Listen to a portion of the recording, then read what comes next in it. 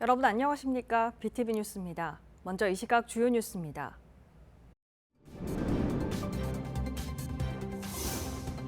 부산 서구 암남동의 한 야산 절개지가 무너져 내린 지 3년이 지났지만 복구는 이루어지지 않고 있습니다. 지역 주민들은 위험에 노출돼 있다며 빠른 원상 복구를 원하고 있습니다.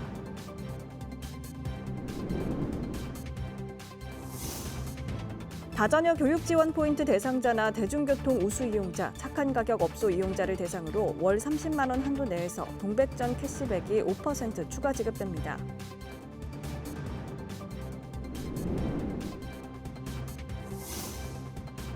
(2024) 부산 비엔날레가 올해 처음으로 한여름에 개최됐습니다. 휴가철을 맞아 부산을 찾는 관광객들에게 또 다른 볼거리를 제공하고 있습니다.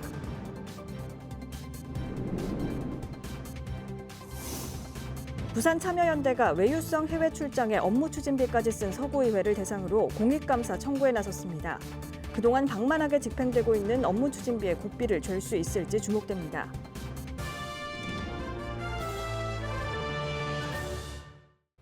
(3년) 전 서구 암남동 야산 절개지가 집중호우로 무너져 내리는 사고가 있었는데요. 사고 발생 3년이 지난 지금은 어떨까요? 복구가 완료됐어야 하지만 낙석과 붕괴 사고 우려는 여전한 채 방치되고 있는 실정입니다. 박철우 기자가 현장 취재했습니다. 야산에서 토사가 흘러내립니다. 골덩이와 나무까지 마치 폭포처럼 쏟아져 내립니다.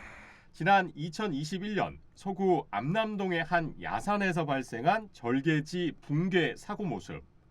다행히 인명 피해는 없었습니다. 3년이 지난 현장입니다. 응급 복구 당시 쌓아 올린 마대와 높은 담장이 여전히 사고 현장을 둘러싸고 있습니다. 무너져 내린 급경사지 붕괴 위험 지역입니다. 사고가 난 지 3년이 흘렀지만 현장은 여전히 그대로입니다. 폐쇄된 인도는 잡초가 무성합니다. 토사를 막기 위한 철골 가림막 사이로 보행자가 위태롭게 오갈 뿐입니다. 통행하기가 제일 불편하지. 우리 보행자 주변에서는 또 이게 또 언제 또 무너져가지고 할지 그것도 위험한데. 운전자들도 불편하긴 마찬가지. 붕괴 사고로 줄어든 차선은 언제 원상 복구될지 모릅니다. 운행할 때 좀 굉장히 위험을 좀 느끼죠. 더 폭도 좁아지고. 가장 큰 걱정은 태풍의 추가 붕괴가 일어나지 않을까 하는 우려. 사고 현장 인근 업체는 혹시 모를 사고에 아예 문을 열어놓고 업무를 볼 정도입니다. 아무리 보호막 쳐고 해도 토사가 흘러내리고 조금씩 붕괴가 되기 때문에 솔직히 현장 입장에서는 사무실 안에 못 있는다고 우리는. 취재진은 한국지반연구원에 현재 집안 상태를 의뢰한 결과 이 무너져 내린 절개지는 안정화된 상태라고 답변을 받았습니다. 대규모 산이 무너질 리는 없을 것 같고요. 지금 현 상태에서는. 추가적인 발생이 떨어진다 해도 지금 앞쪽에 전면에 그런 방호시설이 있으니까 그게 이제 없으면 문제가 되겠죠. 하지만 붕괴 지역의 경우 지난 2012년 이후 4번이나 산사태가 일어난 자연재해 우려 지역 중 가장 위험한 D등급으로 분류됐습니다. 현재 추가 낙석 붕괴 위험에 대비 응급 복구 완료하였으며 9월 공사 착공 시 위험도가 높은 지역을 우선 정비하여 태풍 등 만일의 사태에 대비할 계획입니다. 낙석이 무너진 곳에 불과 수십 미터 떨어져 있지 않는 또 다른 붕괴지.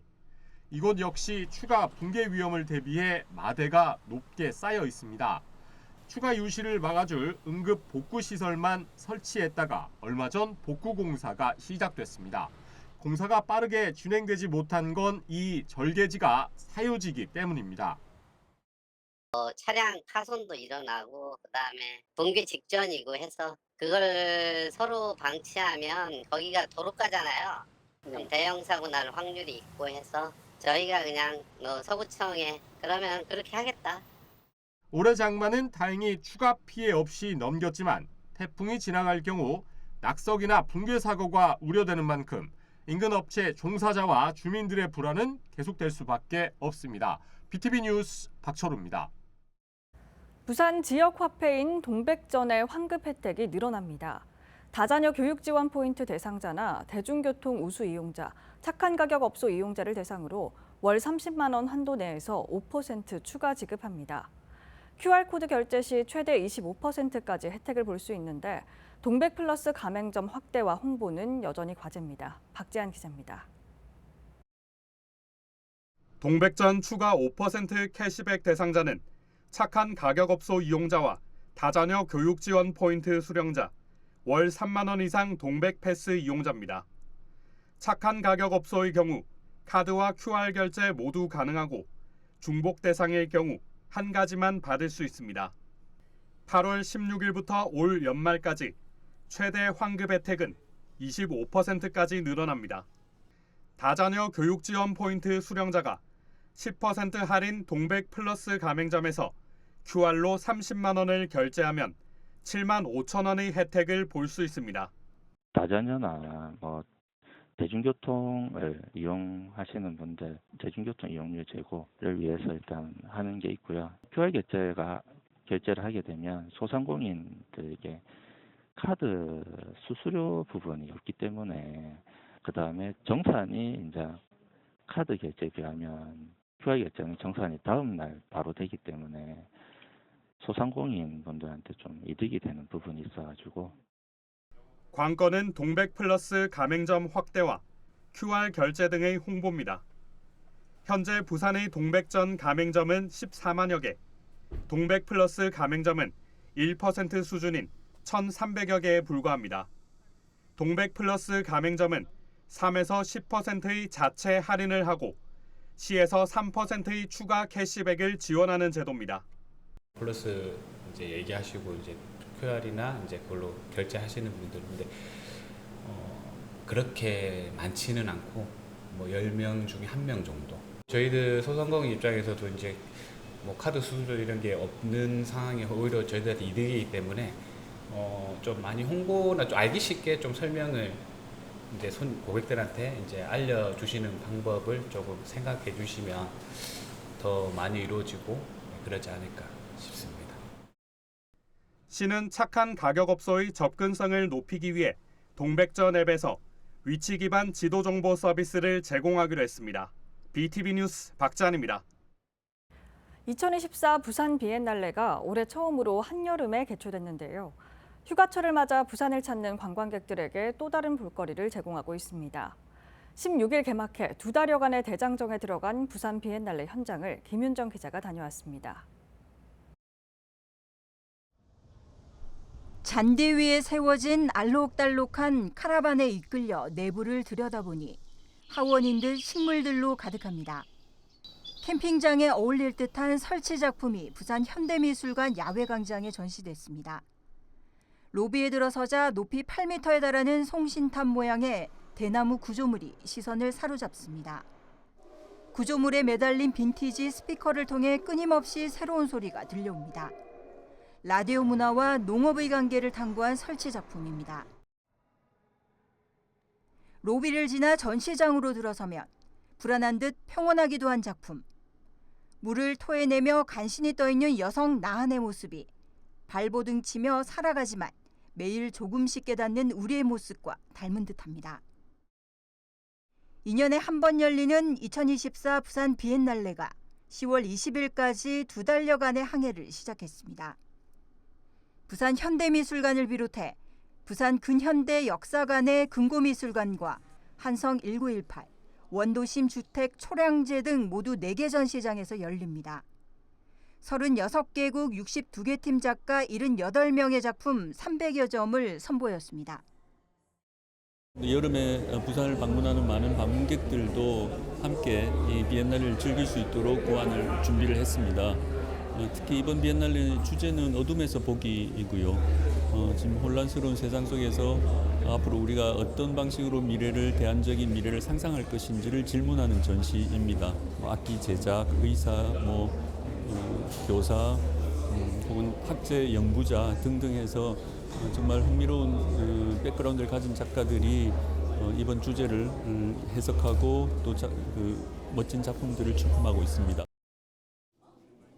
부산 근현대역사관 지하 금고미술관에서는 감각적이고 몽환적인 분위기로 꾸며진 작품들이 한성 1918은 사운드 프로젝트 특화 전시장으로 조성돼 한국을 찾은 참여 작가들이 직접 공연을 선보입니다.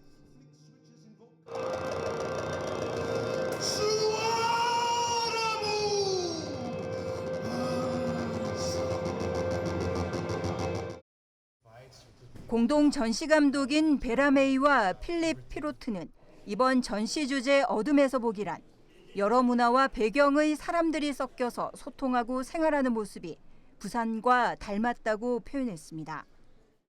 I think for us the title is about a certain type of experience, the experience of navigating. 처음으로 한여름인 8월에 개막한 부산 비엔날레. 휴가철을 맞아 여름 도시 부산을 찾은 관광객들에게 또 다른 활력을 불어넣고 있습니다. BTV 뉴스 김윤정입니다. 지난 5월 부산 서구의회가 해외로 공무 출장을 다녀왔는데요.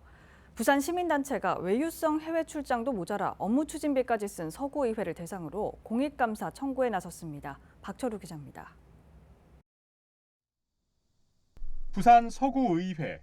의장단을 포함한 구의원 4명과 직원 2명 등 6명은 지난 5일 6박 8일 일정으로 미국과 캐나다를 다녀왔습니다.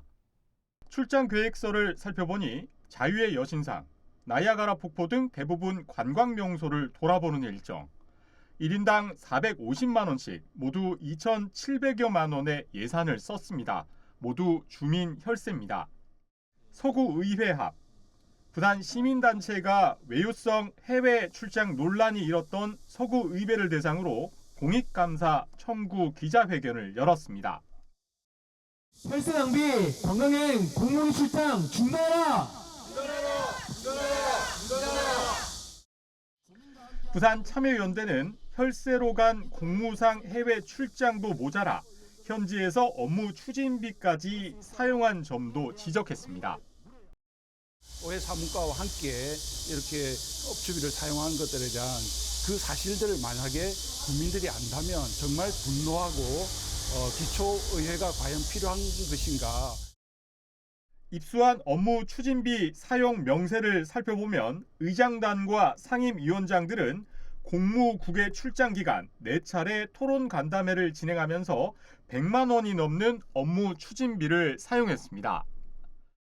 세금으로 가는 공무국외 출장에 또 업무 추진비까지 세금이 들어가는 업무 추진비까지 또 쓴다는 거는 도저히 시민 그리고 국민의 정서랑 맞지 않다고 보여지고요. 부당한 외유성 출장 논란 속에 1인당 450만 원이 넘는 출장 경비에 업무 추진비까지 쓴 서구의회를 바라보는 시선은 마냥 곱지 않습니다. 국민의 혈세를 통해서 진행되는 만큼 해외에 공무연수를 가더라도 거기서 배울 점들을 찾고 그것들을 구정에 어떻게 반영할 것인가에 대한 확실한 계획이 있어야 될 것 같고요. 공무 출장을 다녀온 구의원들의 해명을 듣기 위해 의회를 찾았지만 의회 문은 굳게 닫혀 있었습니다. 한편 서구의회는 이미 지난해 부산시 종합감사에서 업무 추진비 카드 부정 사용으로 시정 조치를 받은 바 있습니다. BTV 뉴스 박철우입니다.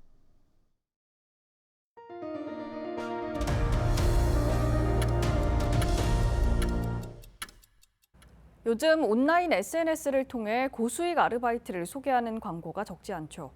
한 달에 최대 5천만 원 이상을 주겠다는 광고, 알고 보니 마약 운반책을 모집하는 광고였습니다. 고액의 아르바이트로 속여 20대를 유인해 마약 유통에 이용한 일당이 경찰에 붙잡혔습니다. 백창현 기자가 보도합니다. 수도권의 한 빌라를 경찰이 급습합니다. 검은 장갑을 낀 마약 사범이 반항하지만 이내 경찰에게 제압됩니다. 방 안에 있는 파우치를 열자 비닐봉지에 든 마약 뭉터기가 나옵니다. 마약은 집안 곳곳에 숨겼습니다. 천장을 뜯어내자 마약을 숨긴 커다란 비닐봉지가 나오고 김치통부터 과자 박스까지 위장 수법도 다양합니다.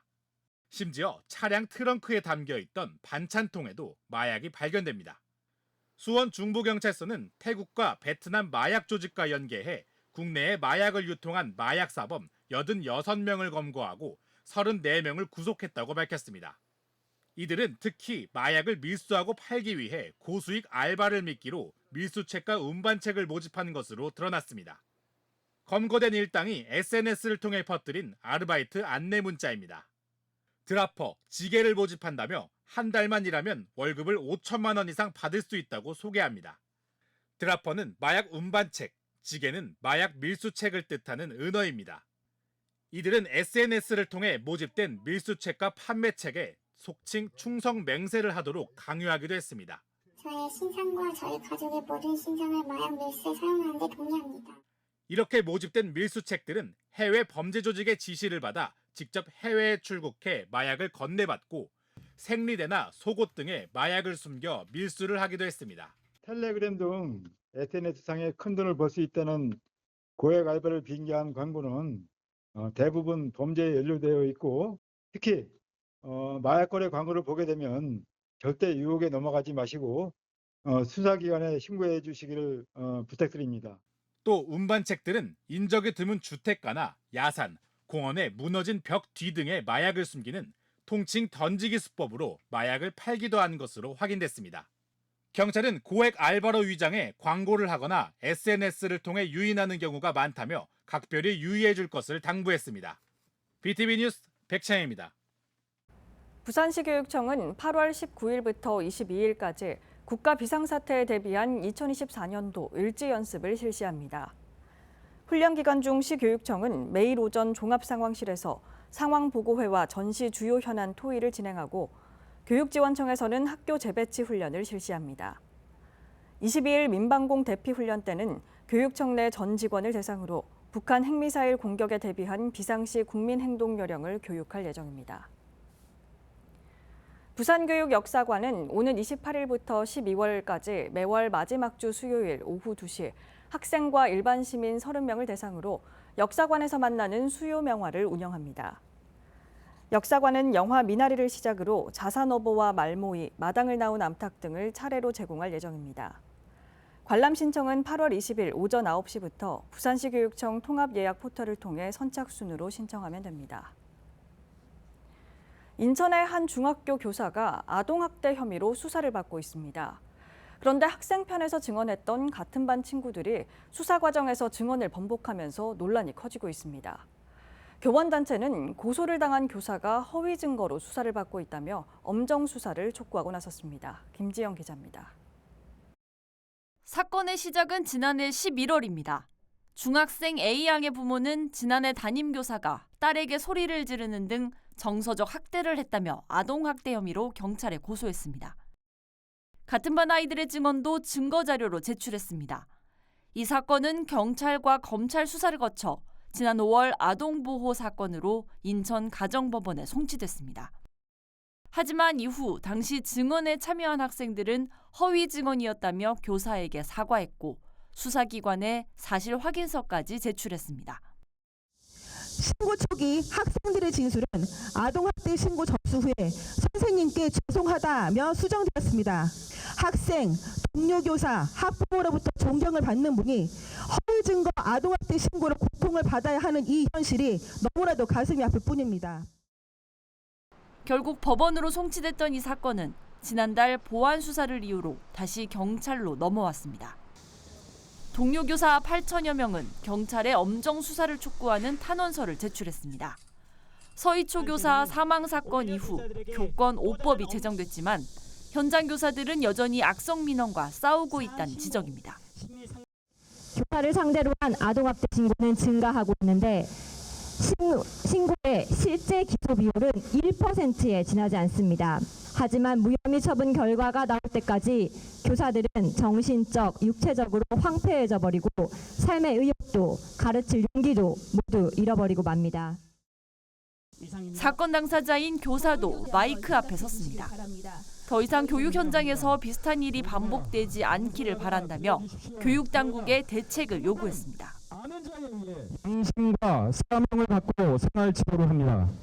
그런데 그 생활지도가 정서적 학대이고 더 심하게는 성희롱이 되고 더 꼬여서 코와 귀에 걸어 폭력이 되어 담임교사는 아동학대범이 되어버립니다.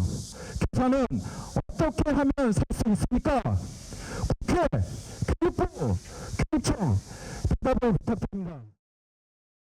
이에 대해 학부모 변호인 측은 시시비비는 향후 검찰 수사와 법원 재판을 통해 밝혀질 일이라며 더 이상 전할 말은 없다는 입장을 전했습니다.